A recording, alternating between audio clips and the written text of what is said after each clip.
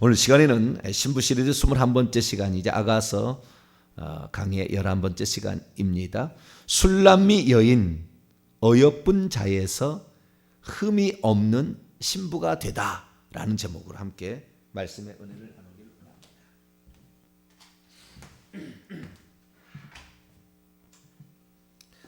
네, 어여쁜 자에서 흠이 없는 신부가 되다. 아주 중요한 이 차이를 우리는 알아야 합니다. 많은 사람들이 그리스도인으로 살아가지만 그리스도인들이 어떠한 단계의 영적 성숙을 이뤄가는지를 잘 모릅니다. 네, 이 아가서는 영적 성숙을 보여주는 다음 주에 제가 주일날 마지막 3단계 신부의 모습을 제가 얘기를 할 텐데 영적 성숙을 보여주는 신부가 이렇게 그 영적으로 성숙해 가는 과정을 그리고 있는 거예요. 그래서 이 아가서가 우리가 내가 지금 어느 단계에 와 있는 신부인가, 그리스도의 신부로 단장이 있는가를 알려줍니다. 알려줘. 이런 게 없으면 우리가 잘 모르고, 특히 요한계시록은 이단들이나 본다 이렇게 얘기를 해가지고 위험하다 해서 못 보게 하잖아요. 근데 요한계시록은 그 단계를 얘기하고 있는데 요한계시록은 평소 때 못 들어본 말이 너무 많기 때문에 이해가 잘 안 되는데 아가서는 그 전 단계로서 아주 중요해요. 구약 성경에 정말 우리가 창세기도 중요하지만 이 아가서가 엄청 중요한 거예요. 오늘도 이제 그 나오는 이 본문의 이야기는 정말 이 감춰진 비밀인데, 와, 이거 엄청난 겁니다. 엄청난 거예요. 이렇게 깊은 뜻이 있는가? 저는 문학을 한 사람이잖아요. 저는 국어 국문학을 전공을 했잖아요. 네? 그래서 이 어떤 책을 읽어버리면은 이 한눈에 들어와요. 한눈에 이게 들어옵니다. 책을 읽으면 한눈에 다 들어와요. 처음부터 끝까지 다 이렇게 들어옵니다. 그래서 이 부분이 왜 여기에 쓰였나? 우리는 그 문학에서는 복선이라고 얘기를 해요. 복선. 앞에 뭘 깔아놓은 게 있어요. 근데 그 뒤에 가면은 그 장면을 보면 그래서 그런 얘기가 그때 나왔구나. 그러니까 이것이 영화나 드라마나 연극이나 다 이렇게 그게 나오거든요. 그게 있어야 재밌어요. 그 다음에 반전이 이루어지잖아요. 반전이 이렇게. 그래야만이 어떤 문학작품을 볼 때 재미가 있는 것이지 그냥 차근차근 설명해 나가면 뭔 재미가 있겠냐 그 말이에요. 재미없어요. 근데 이 작품은 문학작품으로 쓴 거예요. 철두철미하게. 그러니까 이 문학작품으로 썼다는 이 말은 이 저자가 엄청 머리를 굴렸다는 거예요. 물론 그걸 하나님이 주셨겠고 그것들을 함부로 발견하지 못하도록 하시기 위함도 있었을 거예요. 아무나 아가서를 읽어서 그것을 찾아낼 수 없도록. 제가 가지고 있는 주석책 하나는 미국의 어떤 신학자인데 엄청난 신학자예요. 그런데 완전히 이것은 완전히 그 여자와 남자의 침상에 들어가는 관계로 설명하는 아주 깊은 얘기를 담고 있다고. 처음부터 그래요. 처음부터 그런 얘기로 이걸 풀어가요. 그것을 또 신학교 교수들이 잘했다고 또 이렇게 자랑해주고 그러더라고요. 엄청 이건 하나님에 대해서 몰라도 이렇게 모를 수가 있는가? 여기에 있는 내용들이 실제 내용이었을까? 아니면은 이 하나님의 감동으로 이 어떤 제3자 없던 소설과 같이 술람미 여인을 가정해서 장차 주님께서 교회, 주님의 신부로서 교회는 이런 존재가 되어야 된다는 것을 전체 그림을 한번 그려줄 필요가 있잖아요. 창세기, 출애굽기를 합쳐야 하나가 되듯이 하나만 갖고는 안 되는 것처럼. 그런데 한 권의 성경에는 그 전체적으로 묘사해야 될 필요가 있잖아요. 주님이 아직 오시지 않았지만 몇백 년, 몇천 년 뒤에 일어날 모든 일들을 한눈에 다 볼 수 있도록 미리 한 번은 넣어놓을 필요가 있잖아요. 그래서 이 가정하고 술람 여인을 했을지도 몰라요. 보지는 않았기 때문에. 그러나 이 가정하고 했지는 않았으리라고 봅니다. 실제 어떤 여인이었는데 주님께서 그런 여인을 준비시켜서 그런 여인으로 하여금 그가 사랑을 하게 되고 또 사랑을 받는 관계 속에서 그리스도와 교회에 관하여 장차 우리의 신랑 되신 예수 그리스도와 그 다음에 그의 신부인 그리스도인들에 관하여 그리기 위해서 이렇게 했을 수도 있습니다. 그런데 오늘 이제 드디어 이제 신랑과 신부가 결혼식을 올리게 되고 오늘 본 말씀 아가서 4장 1절에서 7절 말씀은 결혼식을 올리게 될 때 모든 그때 그 하객들 앞에서 내 신부는 이런 자입니다라고 자랑하는 거예요. 신랑이 자랑하는 거. 어제의 말씀 3장 6절에서 11절까지 말씀은 이 결혼식 할 때 행렬이죠. 행렬.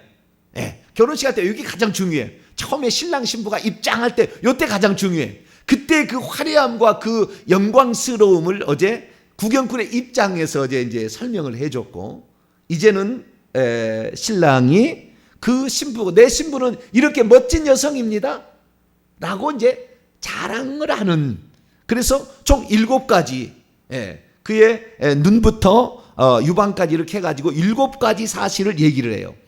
제가 이렇게 언어를 쓴다고 해서 너무 여자들 안 좋게 생각하지 마세요. 성경에 있는 얘기를 내가 얘기하는 거니까. 근데 듣고 보면 이렇게 듣고 볼 때 저는 과거에 이것을 에로티시즘처럼 이렇게 묘사하는 이런 것들을 많이 봤기 때문에 아가서를 싫어했어요. 안 했거든요.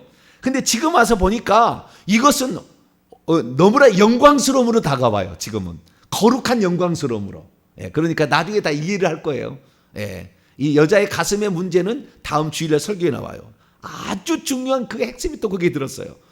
그러니까 우리가 이 영적으로 몰라버리면 전혀 이 주님이 얘기하고자 하는 그 의도를 만지지도 못해요. 그래서 이건 에로티시즘 이야기다 이렇게 가버린다고요. 그게 아니에요. 전혀 그렇지 않습니다. 엄청난 얘기를 담고 있다고요. 근데 이 7가지 사항을 얘기하는데요.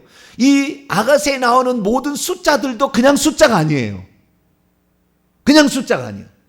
그게 나와 있는 모든 이런 어떤 등장하는 모든 식물, 동물, 그 다음에 등장인물도 그냥이 아니에요. 다 의미가 있고 어떤 의도를 가지고 주님께서 등장을 시키고 있어요. 그래서 이 여자를 칭찬하게 될 때도 7가지로 딱 칭찬을 합니다. 그의 눈, 머리털, 이빨, 입술과 입, 뺨, 그 다음에 목, 그 다음에 유방에서 7가지로 딱 이렇게 아름다움을 묘사를 해줘요. 그리고 그 다음에 이 여자가 내 마음을 어떻게 뺏었는지에 관해서도 7가지로 또 얘기를 해요. 그 뒤에 보시면 이제 내일 보시면은 압니다만은 아가서 5장 9절부터 11절까지 말씀 이게 보게 되면 여기도 9절에 내 눈, 그 다음에 내 목, 10절에 내 사랑, 내 기름의 향기, 그 다음에 내 11절에 내 입술, 내 혀, 내 의복의 향기, 딱 7가지 얘기합니다. 그래서 그의 마음을 그렇게 뽑아 그냥 뿅 가게 만들었던 이 누굽니까? 솔로몬의 마음이 그 여자에게 그냥 반해버리도록 만드는 것도 7가지 항목으로 나오고요. 그 다음에 그 여자에게서 나오는 향내가 13절에서 14절에 이렇게 나오거든요. 여기에는 12가지가 나옵니다. 12가지가. 석류나무, 과수, 고베라, 나도풀, 나도, 번홍아, 청포, 개수, 각종 유향목, 몰약, 침향, 모든 귀한 향품. 12가지 항목이 딱 나와요. 이 향이 나오는데 이 여자에게서 어떤 향이 나오는데 그 향이 12가지로 나와요. 12가지로. 그러니까 숫자 하나도 7가지 12가지. 이게 다 3 더하기 4고 3 곱하기 4잖아요. 7하고 12는 3은 성부, 성자, 성령을 가리키는 것이고 4는 봄, 여름, 가을, 겨울, 동서남북 이 세상의 피조물의 대표로서 인간을 상징한다고요. 그래서 이 2가지가 합쳐진 게 7이고 완전히 결합되면 12가 되는 거예요. 그래서 이 12가지의 향료의 향기가 난다. 향품의 향기가 난다. 이것이 오늘 본문에 아주 중요한, 이것이 지금 아가서 7장에 요 얘기를 하려고 하는 거예요. 요 얘기를. 그래서 우리가 그리스도 앞에서 너는 참 흠이 없다. 흠이라는 말을 히브리어 원문에 보면은 그것이 오점이나 또는 얼룩이나 결함이나 이런 게 없다는 거거든요. 4장 7절에 나의 사랑 너는 어여쁘고 아무 흠이 없구나. 너의 결점, 얼룩, 이런 것들이 오점 이런 것이 전혀 발견할 수 없다라고 얘기를 하거든요. 그러면 대체 어떤 신부가 되어야 되길래 이러한 칭찬을 들을 수가 있냐면, 신랑은요 이 신부를 칭찬하려고 지금 아예 작정하고 얘기하고 있다고요. 7가지 항목을 얘기해. 그의 눈은 비둘기의 눈 같고 그의 이 가슴은 백합화 가운데서 꼴을 먹인 쌍태 어린 사슴 같구나. 이렇게까지 쭉 얘기를 하는 거예요. 그 얘기를 하는데 여기에 이 얘기를 하는 이 사실 자체도 주님께서 무엇을 원하는 건지 계단별로 순서대로 얘기를 하고 있어요. 이것도 다 7가지 항목을 얘기하는데도 이 장차 어떻게 신부가 성숙해 가는 과정을 또 순서대로 얘기하고 있는 것이지, 그냥 뭐 여자의 몸의 아름다움을 묘사하기 위해서 그런 게 아니라고. 그게 아니고 그 순서도 다 이게 의미가 있도록 그렇게 배치가 돼 있어요.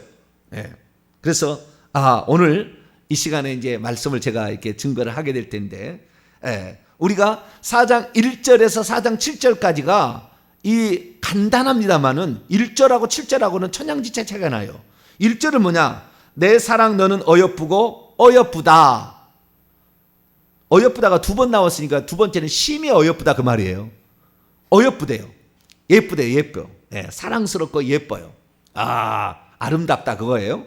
그런데 7절에 가서는 나의 사랑, 똑같이 나의 사랑 너는 어여쁘고 어여쁘다가 아니라 원문에 보니까 내 안에 하나도 흠을 발견할 수 없다 이렇게 되어 있다고. 대체 처음보다 이렇게 엄청 많이 어여쁘다는 정도가 아니라 흠이 없다. 우리 주 예수 그리스도께서 점과 흠과 티가 없다고 그러잖아요. 예수 그리스도께서 출애굽기 12장에 보면 6월절 어린 양인데 그 어린 양을 1월 10일 날 데려다가 14일 날 잡을 때까지 흠이 있는지 없는지를 확인하잖아요. 나흘 동안. 예수님께서 이 땅에 오셔가지고 예루살렘에 입성하신 다음부터 나흘 동안 사람들로부터 흠이 없는지 다 이렇게 바리새인들이 질문해보고 서기관들이 질문해보고 뭐 다 영생은 어떻습니까? 뭐 그다음 세금 내는 거 어떻습니까? 다 질문했더니 예수님이 흠이 없다는 게 발견이 돼요. 똑같이 이렇게 가는데 그 흠이 없다는 것을 신부에게 지금 신랑이 쓰고 있다 그 말이에요. 대체 이 여인은 어떤 조건을 갖췄길래, 이 주님이 하신 얘기는 틀림없는 얘기 아니겠어요? 그죠? 그러면 그렇게 변할 수 있었을까라는 거죠.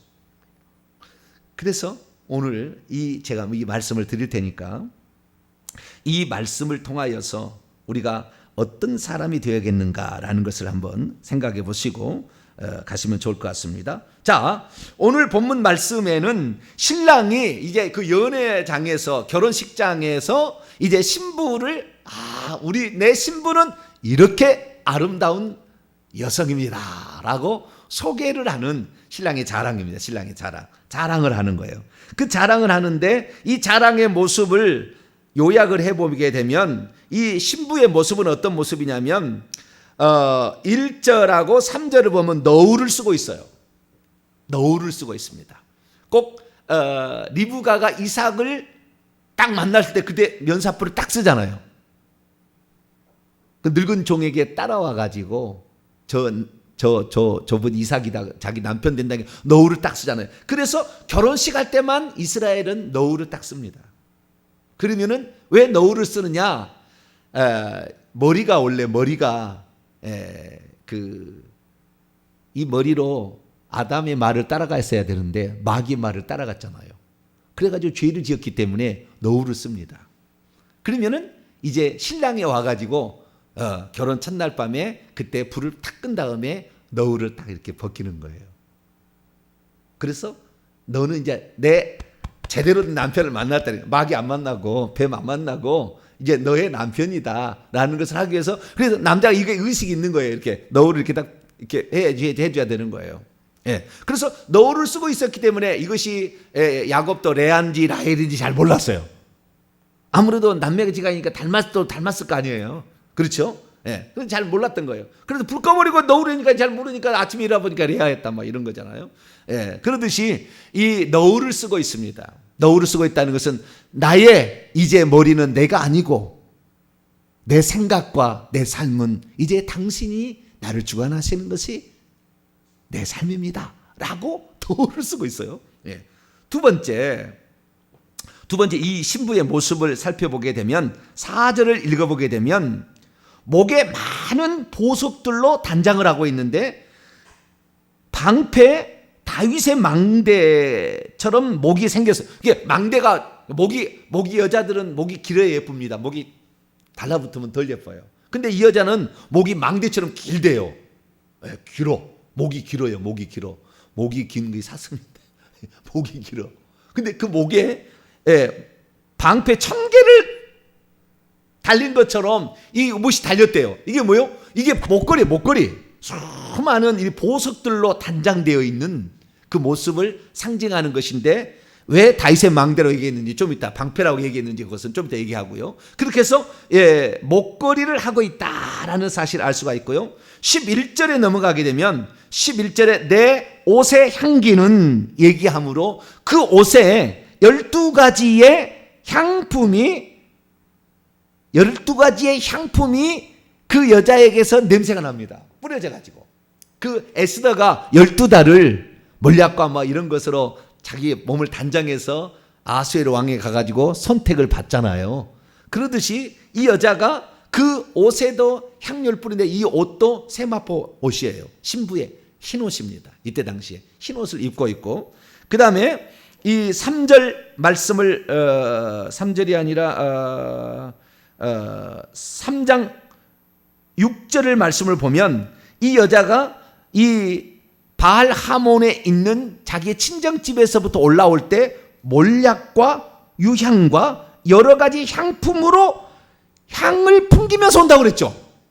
그리고 그 앞에서는 그 향품을 누군가가 사르고 있었죠. 그래서 연기 기둥이 쭉 올라가서 지금 신부의 가마가, 솔로몬이 보낸 신부를 태운 가마가 어디로 이동하고 있는지를 연기 기둥처럼 다 알겠다고 그랬죠.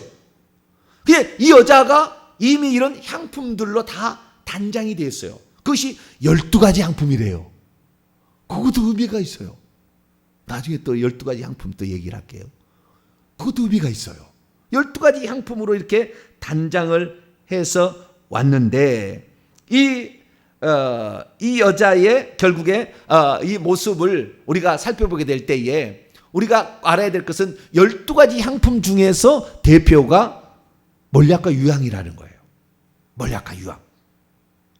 그러면 이 여자가 향품으로 단장을 하고 있는 이것, 그리고 그 다음부터 눈부터 머리털, 이빨, 입술 다 이렇게 다 의미가 이렇게 다 설명을 해나가고 목과 유방까지 이렇게 쭉 나가게 되는데, 이렇게 할 때 이 여자가 지금 단장하고 있는 모습 가운데 가장 중요한 것은 12가지 향품으로 이 여자가 향이 가득하다는 거예요.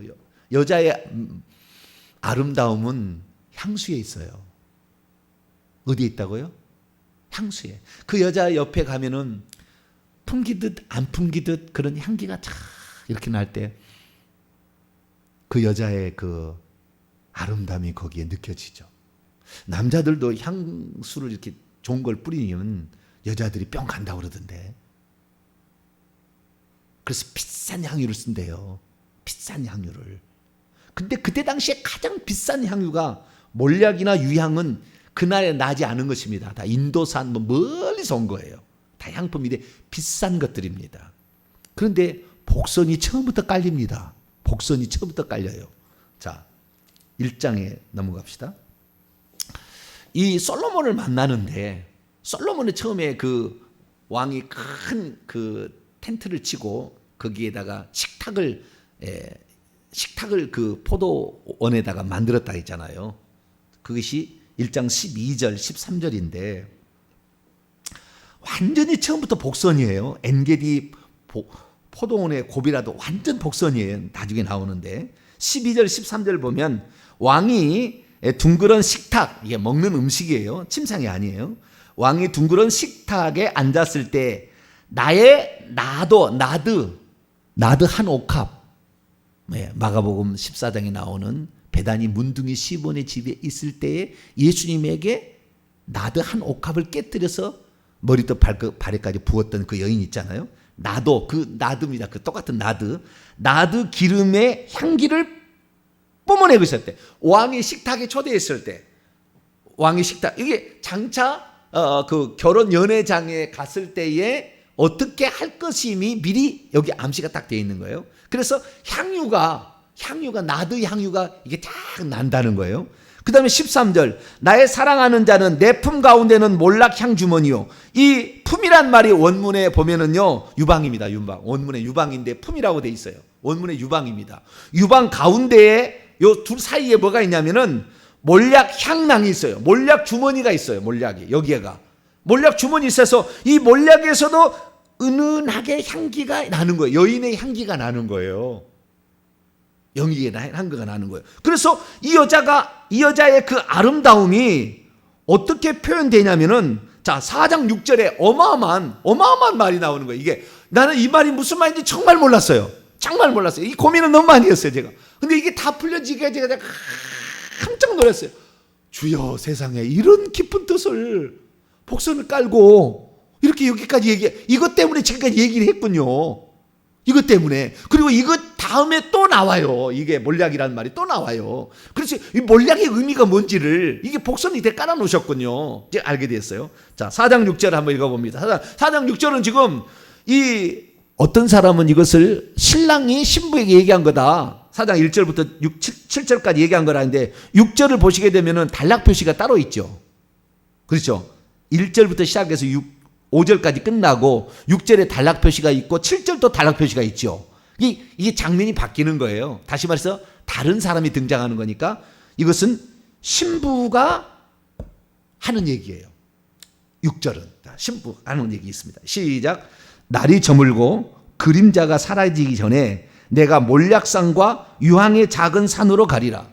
아니, 지금 신랑 신부가 결혼식장에 들어와 가지고 이제 피로연을 이제 베풀고 이제 5장 1절에 보면 마음껏 드시오, 신랑이 이렇게 얘기하거든요. 마시고 드시오 이렇게 얘기를 하는데 그 순간에 중간에 여자가 등장해 가지고 날이 저물고 그림자가 사라지기 전에 내가 몰약산과 유황의 작은 산으로 가리라. 쓸데없는 얘기를 하고 있는 거예요. 지금 우리가 볼 때 그렇다고 말이에요. 우리가 볼 때.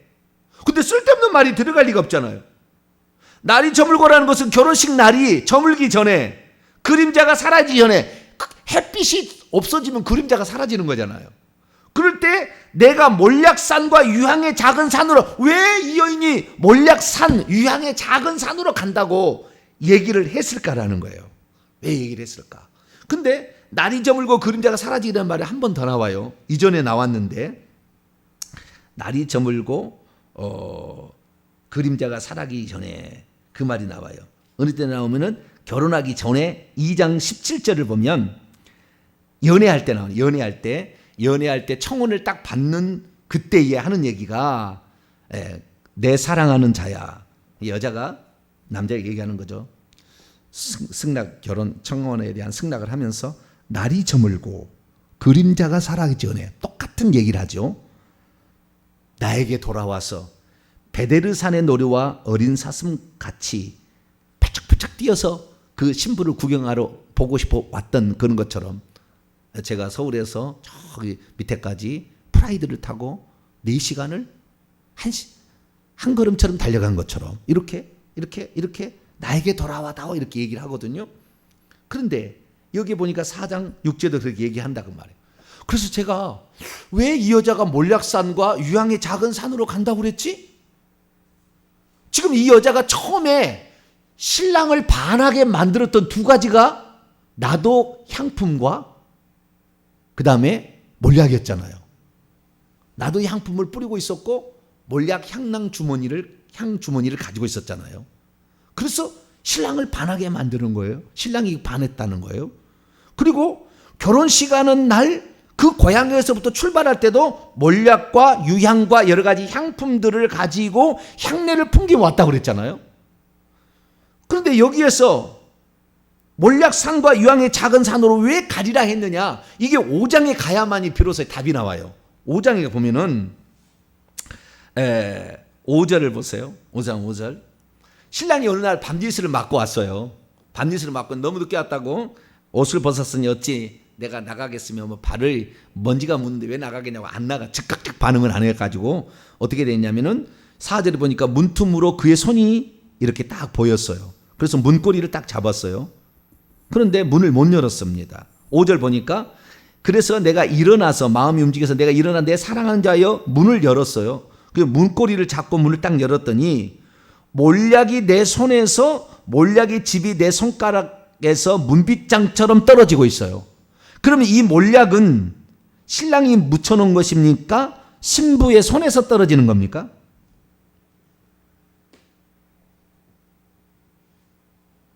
네? 이 몰약이 신부의 손에서 떨어지는 건데 신부가 이렇게 그때 일어나서 오면서 묻혀온 몰약입니까? 아니면은 신랑이 몰약이 너무 많아가지고 몰약이 문고리와 이 문빗장이 있어가지고 그걸 잡으니까 거기에서 떨어지는 거예요. 와, 이거 엄청난 거예요. 이걸 저는 신부에게서 떨어진 줄 알았어요. 처음에 신부에서. 그런데 5장 1절에 답이 있더라고요. 5장 1절을 봅니다. 내 누이 내 신부야, 내가 내 동산에 들어와서, 여기에 와서가 아니고요, 내가 내 동산에 들어왔답니다. 신부야, 내가 내 동산에 들어왔다. 왜냐하면 16절에 그 동산으로 들어가서 뭐 열매를 먹으라 이렇게 하니까 내가 내 동산에 들어왔다. 내가 나의 몰약과 향재료를 거두었다.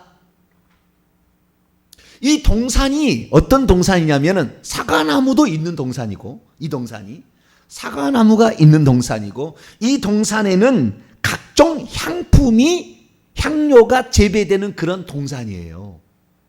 그래가지고 그 동산에서 많이 나오는 것이 몰약과 향재료가 나와요. 12가지의 이렇게 몰약과 향재료가 그분에게서 나와요. 거기 동산에서 나와요. 그래서 이 신랑이 얼마나 몰약이 그냥 툭툭툭 떨어지는 거예요. 신랑에서는 항상 몰약이 툭툭툭 떨어져. 그러니까 이 밤늦게 왔는데도 이 몰약을 묻힌 몰약이 툭툭툭 떨어지는 손이 그 신부집의 문고리를 잡으니까, 이 문고리를 여자가 와서 나중에 와서 잡으니까 문고리에서 묻어난 그 몰약이 엄청 많아가지고 자기의 손에서 뚝뚝뚝 떨어지는 거예요. 그러니까 4장 6절에 내가 몰약산과 유향의 작은 산으로 간다는 것은 그 솔로몬의 동산으로 내가 가겠다는 거예요. 솔로몬의 동산은 많은 몰약이 있고 많은 유향이 있고 무슨 나도 향이 있고 뭐 그다음에 샤프란도 있고 여러 가지 향품이 많이 거기에 있으니까 그것을 얻으러 가겠다. 나는 그 산으로 가겠다. 이런 얘기거든요. 이 산이 바로 에덴 신약으로 치자고 한다면 겟세마네의 동산이고요. 그다음에 골고다도 동산이잖아요. 동산지기에 왔다고 그랬잖아요. 골고다도 동산이에요. 그 동산을 상징합니다. 무슨 말이냐면 이 여자가 주님께서 처음에 결혼식 날 와가지고 내 여자는 이렇게 7종류의 완전한 아름다움을 지니고 있습니다 라고 했는데 이 여자의 마음 가운데는 내가 아직 완전하지 않아요. 나는 아직 완전하지 않아요. 그게 나중에 이제 4장 8절에 아직까지 그 사자굴과 표범 다 얘기함으로 귀신에 의해서 장악되어진 내 마음의 상태가 어떤 굴의 상태로 표현을 해주면서 가나안 7족속의 그것이 가나안 7족속이 우리의 마음을 침투하고 있는 분노, 시기, 이런 거 있잖아요. 이런 것들을 상징하는 거거든요. 아직까지 완전치 않은 거예요. 그렇기 때문에 그분으로 온전히 흠뻑 적셔지지 않는다고 한다면 나는 당신의 정말 깨끗한 사람이 될 수 없어요. 그런데 몰약산과 유향 작은 산이라고 말하는 것은 뭐냐면, 몰약과 유황은 뭘 의미하냐면은 예수 그리스도의 십자가의 죽음과 희생을 상징하는 거예요.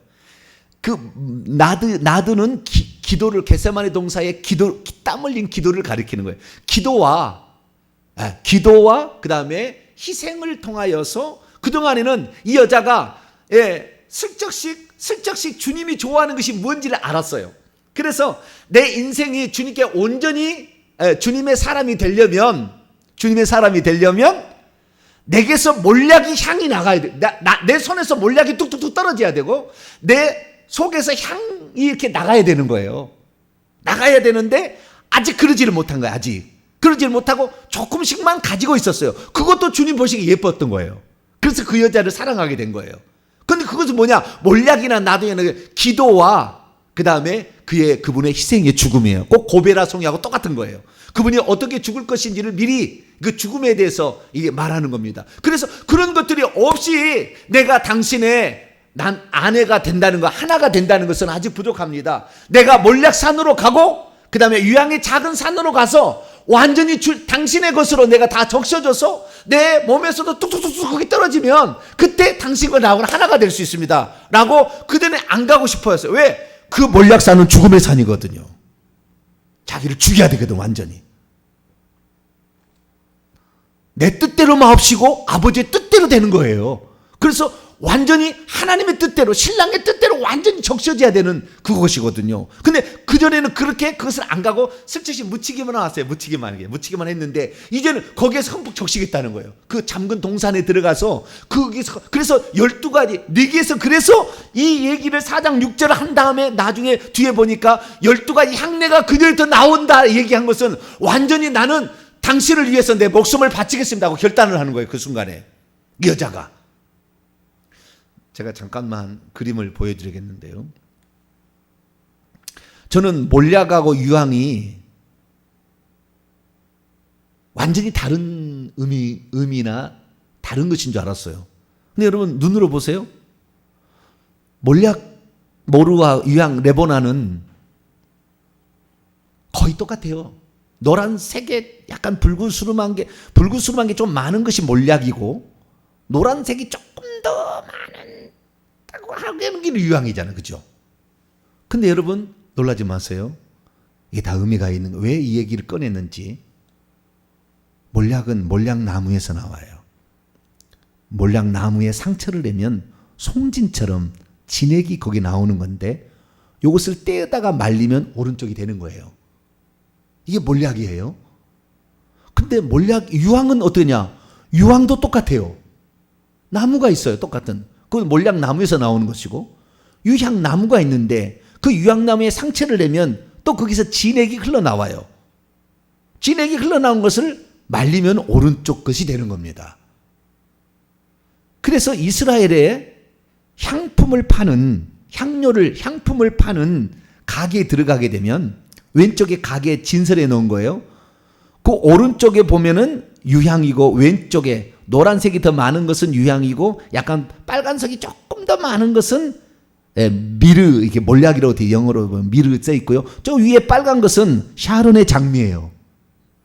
그 위에는 샤론의 장미. 그렇게 나왔어요. 이게 직접 파는 거예요. 이스라엘의 예루살렘의 안에 그 골목에서. 유향이나 몰약이나 똑같습니다. 다 뭐냐면은 향을 피운 거예요. 그래서 연기 기둥처럼 거친 들에서, 이게 바로 이 앞에 엄청난 큰, 여기서는 지금 작은 향로에다가 지금 그것을 향을 태우는데, 우리가 결국에 완전히 주님의 것으로 나는 죽음에 완전히 몰약을 이 시체에 바르려고 먼저는 베다니 문둥이 시몬의 집에 있을 때 여인이 옷값을 깨뜨려서 몰약으로 흠뻑 적셔버렸잖아요. 그런 향품으로 적셔버렸죠. 예수님을 적셔버렸잖아요. 예. 그리고 나중에 예수님이 죽고 난 다음에 향품을 마가복음 16장에 보면은 14장에 나오고 16장에 보면은 향품을 사다 두었다가 그 바르려고 가져왔다고 얘기를 한다고요. 그래서 그 모든 향품을 이렇게 향내를 내는 것인데, 이것은 결국에 마가복음 10장에 나온 것처럼 나의 받는 세례, 나의 고난의 잔 받는 세례죠. 그래서 이 고난과 죽음이라는 것도 받아들인다는 의미, 예수님이 그것 때문에 예수님의 장건 동산에는 나는 인류를 위해서 나의 삶을, 나의 생명을 바치겠다. 그것이 바로 이미 그 솔로몬의 동산이 몰약산이고 유향의 산인 거였던 거예요. 거기 많이 나왔기 때문에. 그래서 주님께서는 아예 처음부터 그런 마음을 가지고 이 땅에 왔는데, 이 여자도 그것을 알고 그 향내를 풍게 될 때 좋아하는 거예요. 그런데 신부를 이렇게 자랑하자 아직 나는 완전히 내 자신을 바칠 수 있는 정도는 안 됩니다.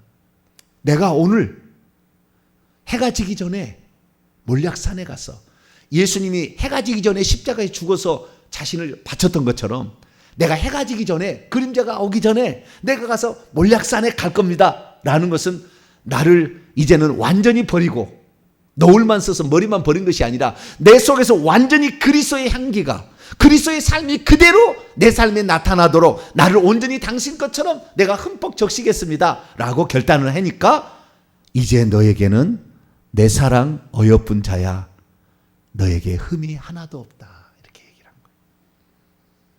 여러분, 그래서요, 그 마지막에 제가 말씀드리고 싶은 것은, 예수님이 이 땅에 탄생했을 때 축하로 누가 왔느냐, 마태복음 2장에 보면, 2장 11절에 보면 동방에서 박사들이 오는데 황금과 유향과 몰약을 가져와요. 그들도 신부들이다 라는 것이 거기에 나오는 거예요. 단 하나의 사건이 허투루 일어나지 않았어요. 우리가 정말 주님의 사람이 되려면 겉으로 보기에만 주님이 예쁘다 그럴 정도가 아니고, 우리가 몰약이 툭툭 떨어질 때 주님이 너의 목숨을 바치라면 기꺼이 오늘라도 바칠 수 있도록 완전히 그렇게 자신을 희생하려고 하는 각오 완전히 되어야 돼요. 그래야 흠이 없다 그렇게 하는 거예요. 그래서 오늘 우리의 삶을 주님께서 초청하고 있는데, 나는 과연 어떠한 단계에 있는가? 오늘 다시 한번 내일 계속해서 하겠습니다만, 7가지 사항을 통해서 우리가 발전하는 단계를 얘기해 주고 있는데, 이 7가지를 통해서 더 자세히 살펴보시고, 오늘 저와 여러분이 주님 보시기에 외모만이 아름다움이 아닌, 여러분이 완전히 주님의 것으로 적셔진, 그것은 겟세마네 동산의 기도예요. 그래서 향유는요, 기도를 말하는 거예요. 겟세마네 동산 완전히 자기를 버리는 거예요. 기도로 땀방울 다 흘려서 기도로 버리는 것이고, 주님의 모든 것을 맡기는 이런 사람이 되어서 그래야만이 우리가 흠도 없는 존재가 된다는 걸 알고, 우리 자신은 날마다 버리시고 주님의 것으로 채워서 내가 지나갈 때마다 주님의 향기가 계속 올려 퍼지고 연기 기둥처럼 향유 그 연기에 올라가는 그런 사람이 될 수 있게 되기를 간절히 바랍니다. 거룩하신 하나님, 감사합니다. 과연 우리가 처음 예수 믿을 때는 조금 몰약과 향유 갖다가 내게 뿌려서 조금 냄새가 나는 것처럼 하나, 그렇게 해서는 합방을 할 수가 없었습니다. 그의 아내가 되는 그 순간에 아직 내가 당신이 되지 못했기 때문에 해가 지기 전에 몰약산과 유황의 작은 산으로 가서 온전히 나를 당신의 것으로 만들겠다 이렇게 말했던 그 여인처럼, 주여 오늘 내게서 썩은 시궁창 냄새가 나는 건지 그리스도의 향내가 나는 건지 우리 자신을 보고 회개하여 기도하여 내 자신을 온전히 주님께 바쳐 주님의 향 냄새만 나는 저희들 되게 해 주옵소서. 우리 주 예수 그리스도의 이름으로 기도하옵나이다.